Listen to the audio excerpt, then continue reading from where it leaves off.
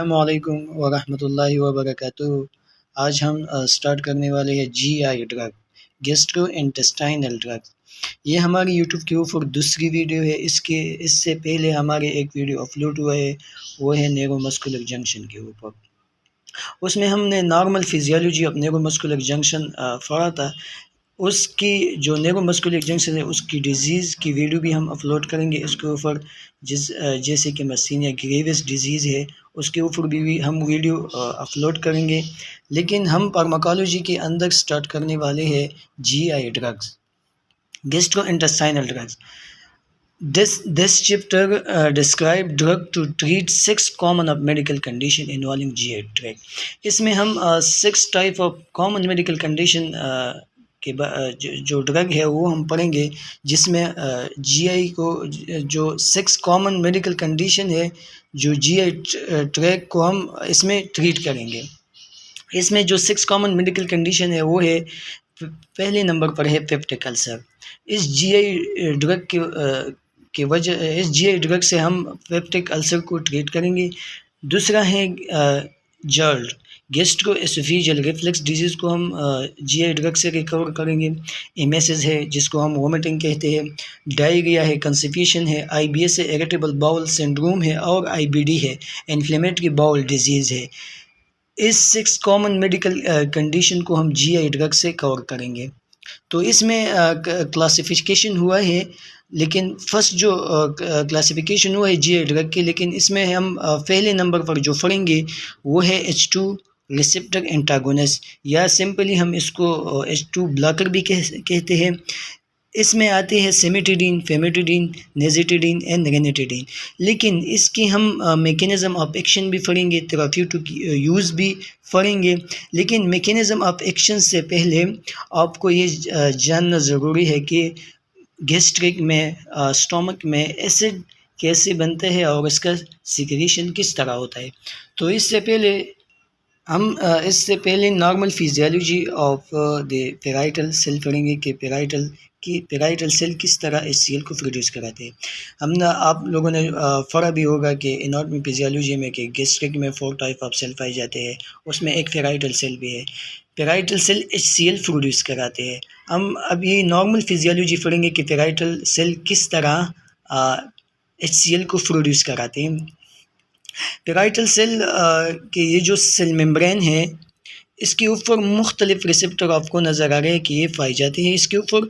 अब हम पढ़ेंगे कि इस रिसेप्टर का काम क्या है और ये किस तरह आगे जाके HCl प्रोड्यूस कराते हैं। तो पेराइटल सेल के ऊपर फर्स्ट ऑफ ऑल जो रिसेप्टर आपको नज़र आते हैं ये है एसिटाइलकोलिन रिसेप्टर। फिर आता है दूसरा हिस्टामिन रिसेप्टर, तीसरा आता है प्रोस्टाग्लैंडिन A2 रिसेप्टर, और चौथा आता है गिस्ट्रीन रिसेप्टर। अब हम आते हैं हिस्टामिन के ऊपर। हिस्टामिन किस तरह ये इनसाइड द सेल जो मॉलिक्यूलर कैस्केड होता है और उसकी वजह से HCl प्रोड्यूस होता है, वो हम पढ़ेंगे। पहले नंबर हिस्टामिन क्या है?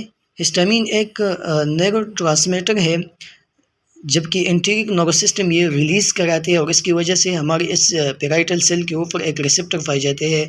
उसके लिए special type of receptor histamine receptor, H2 receptor उसको हम कहते हैं, और ये हिस्टामिन जाके उस रिसेप्टर के ऊपर बाइंड होता है। ये हिस्टामिन रिसेप्टर है, H2 रिसेप्टर, और ये हिस्टामिन है। जब ये हिस्टामिन आके इस रिसेप्टर के साथ बाइंड होता है तो ये है G कपल प्रोटीन रिसेप्टर। आप लोगों ने भी पढ़ा होगा कि हमारे सेल मेम्ब्रेन के ऊपर मुख्तलिफ रिसेप्टर पाते हैं। एक रिसेप्टर इनमें है G कपल प्रोटीन रिसेप्टर। ये G प्रोटीन के साथ अटैच होता है। ये क्या है? H2 रिसेप्टर, ये GS प्रोटीन के साथ अटैच होता है।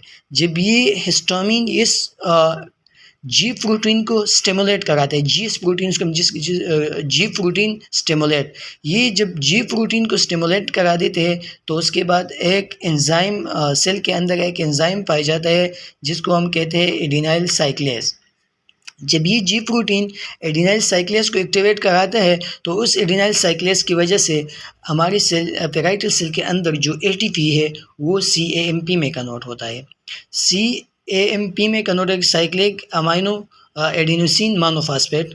जब ये इसके फॉर्मेशन होता है तो उसकी वजह से सेल के अंदर एक और एंजाइम है जिसका नाम है प्रोटीन काइनेज।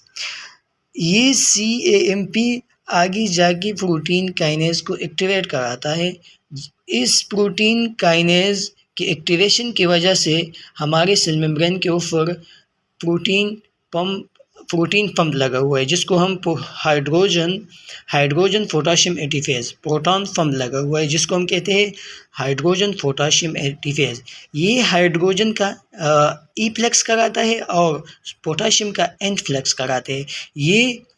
ये हाइड्रोजन है, ये सेल के बाहर लेके आते हैं और पोटाशियम को सेल के अंदर लेके जाते हैं। ये इस पंप का काम है, इस एटीफेज का काम है।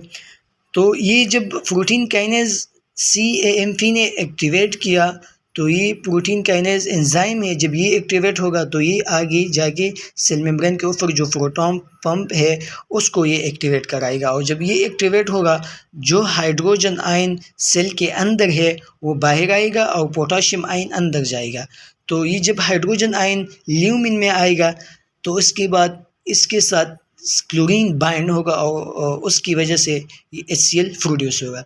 ये तो एक फिनोमिना था जिसमें हमने हिस्टामिन को देखा कि ये किस तरह HCl को प्रोड्यूस कराता है। लेकिन दूसरी तरफ आपको दिखाई दे रहा है कि प्रोस्टाग्लैंडिन E2 भी ये जो G प्रोटीन है उसको इनहिबिट कराते हैं। जब G प्रोटीन इनहिबिट होगा तो एडेनाइल साइक्लेज ATP CAMP में कन्वर्ट नहीं कराएगा तो आगे हिस्टामिन जो हाइड्रोजन आयन है वो प्रोड्यूस नहीं होगा। जो हाइड्रोजन आयन प्रोड्यूस तो HCl की प्रोडक्शन नहीं होगी।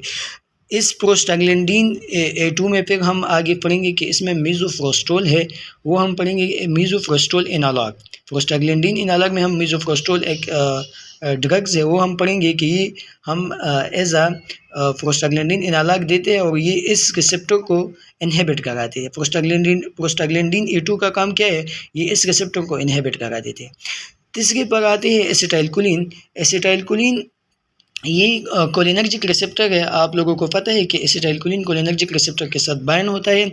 जब ये एसिटाइलकोलिन इस रिसेप्टर के साथ बाइंड होगा तो inside the cell calcium ion मौजूद है। उस कैल्शियम आयन को ये एसिटाइलकोलिन एक्टिवेट करेगा और ये कैल्शियम आगे जाके प्रोटीन काइनेज को एक्टिवेट करेगा। प्रोटीन काइनेज प्रोटॉन पंप को एक्टिवेट कराएगा। फिर जो गेस्ट्रीन है, गेस्ट्रीन हमारी हार्मोन है, जब रिलीज़ होगा तो ये इसके लिए भी पेराइटल सेल मेम्ब्रेन के ऊपर एक रिसेप्टर वाइज गेस्ट्रीन के लिए, स्पेशली गेस्ट्रीन के लिए है।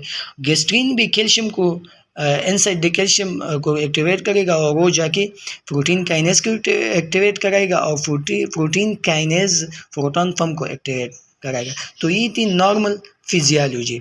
अगर आपने नॉर्मल फिजियोलॉजी पढ़ी है तो आपको हिस्टामिन जो H2 ब्लॉकर है उसका मैकेनिज्म ऑफ एक्शन आपको बहुत अच्छी से आती होगी, क्योंकि हम इस रिसेप्टर को H2 ब्लॉकर में हम इस रिसेप्टर को ब्लॉक कर देते हैं। क्योंकि हिस्टामिन हम H2 एंटागोनिस्ट देते हैं। H2 एंटागोनिस्ट का मीनिंग ये है कि हम इस रिसेप्टर को ब्लॉक कर देते हैं। एंटागोनिस्ट मीन हम इस रिसेप्टर को इनहिबिट कर देते हैं कि हिस्टामिन आगे इस रिसेप्टर पे बाइंड नहीं होगा। जब हिस्टामिन बाइंड नहीं होगा तो आगे ये जो फिनोमिना है ये कुछ भी नहीं होगा और आगे जो HCl प्रोड्यूस हो रही है वो प्रोड्यूस ही नहीं होगा। तो पहले स्टेप पे हम जब किसी को H2 ब्लॉकर देते हैं तो H2 ब्लॉकर यहाँ आके बाइंड होता है। ये हिस्टामिन के साथ कंपटीशन कर देते हैं। कंपटीशन करते हैं तो इसकी वजह से हम इसको H2 ब्लॉकर एंटागोनिस्ट कहते हैं। ये तो हिस्टामिन का मैकेनिज्म। जब ये ब्लॉक होगा तो आगे हाइड्रोजन आयन प्रोडक्शन नहीं होगी और वो ल्यूमन में रिलीज़ नहीं होगा। अच्छा जी, हम H2 ब्लॉकर की बात कर रहे हैं। आज हम H2 ब्लॉकर पढ़ेंगे। तो H2 ब्लॉकर में जितने भी ड्रग्स हैं, सिमेटिडीन, नेज़ेटिडीन, फेमिटिडीन, रेनिटिडीन, ये सारे ड्रग आके यहाँ पर इस रिसेप्टर के साथ बाइंड होता है और ये जो आगे जितनी भी मैकेनिज्म है उसको ब्लॉक कराते हैं। तो हम पढ़ेंगे इसके मैकेनिज्म ऑफ एक्शन। तो ये हो गया ना कि इस रिसेप्टर को ब्लॉक कर देते हैं और इसकी वजह से हाइड्रोजन आयन फॉर्मेशन नहीं होता है। तो ये इसका मैकेनिज्म ऑफ एक्शन है। तो इसके हम थेराप्यूटिक यूज़ भी पढ़ेंगे। स्टॉप कर। अच्छा जी, इसकी जो फार्माकोकाइनेटिक है इसमें हम ये पढ़ेंगे कि ये हम ओरली एडमिनिस्टर कर सकते हैं। और ये जो सेमिटिडीन है ये जितने भी H2 ब्लॉकर है वो प्लासेंटा को भी क्रॉस कर सकते हैं। फिर इसके आती है एडवर्स इफेक्ट के ऊपर कि H2 ब्लॉकर का एडवर्स इफेक्ट क्या है। तो इसका एडवर्स इफेक्ट जो है वो एक तो हम रेनल डिस्फंक्शन में नहीं दे सकते।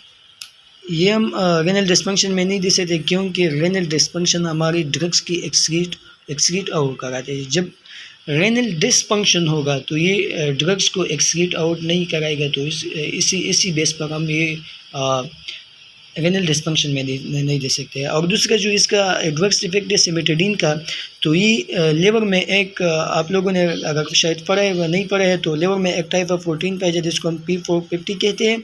और ये 450 ड्रग्स मेटाबॉलिज्म करता है। जब ड्रग मेटाबॉलिज्म करते हैं तो इसकी वजह से ये ड्रग को बॉडी से एक्सक्रीट आउट करा देते हैं। और इस सिमेटिडीन की वजह से ये जो 450 एंजाइम है ये सिमेटिडीन इसको ब्लॉक कर देते हैं। जब इसको ब्लॉक करेगा तो बॉडी के अंदर जो ड्रग है उसका सीरम में जो कंसंट्रेशन ऑफ ड्रग है वो इंक्रीज होगा।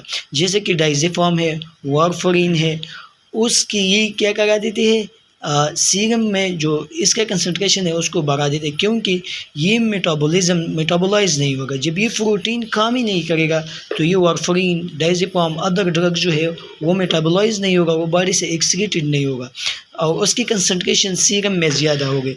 तो ये इसके एडवर्स इफ़ेक्ट है। अच्छा जी, सिमेटिडीन का मेल में एक और एडवर्स इफेक्ट भी है।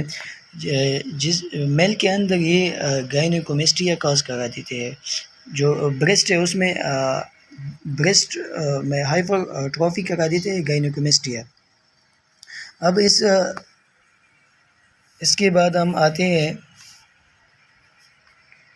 इसकी जो H2 रिसेप्टर एंटागोनिस्ट है उसमें आते हैं सिमेटिडीन। फर्स्ट जो ड्रग्स डिस्कवर हुआ था वो सिमेटिडीन था। और फिर उसके बाद आते हैं पेमिटिडीन, निजिटिडीन, रेनिटिडीन। ये टिडीन जो सफिक्सेस है वो याद कर देना तो आपको बहुत आसानी होगी। इसमें मैकेनिज्म ऑफ एक्शन में हमने पढ़ लिया कि बहुत डिटेल से पढ़ लिया कि ब्लॉक दे H2 रिसेप्टर को ये पेराइटल सेल के ऊपर जो H2 रिसेप्टर है उसको ये ब्लॉक करा देते हैं। और ये कम्पिटिटिव एंटागोनिस्ट है।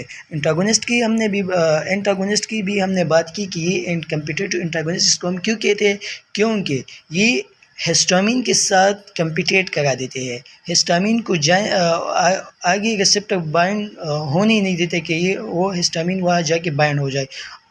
और ये है फुली रिवर्सिबल है, ये रिवर्सिबल एंटागोनिस्ट है। इसके थेराप्यूटिक यूज़ हम कौन कौन सी डिजीज़ में ये यूज़ कर सकते हैं। पेप्टिक अल्सर में भी हम इसको यूज़ कर सकते हैं, एक्यूट स्ट्रेस अल्सर में भी यूज़ कर देते हैं और गैस्ट्रोएसोफेजियल रिफ्लक्स डिजीज़ में भी हम इसको यूज़ करता है। तो ये था आज का H2 रिसेप्टर एंटागोनिस्ट या H2 ब्लॉकर। अगर वीडियो अच्छी लगी तो please subscribe the channel and click the bell icon. इंशाल्लाह नेक्स्ट वीडियो में मिलेंगे।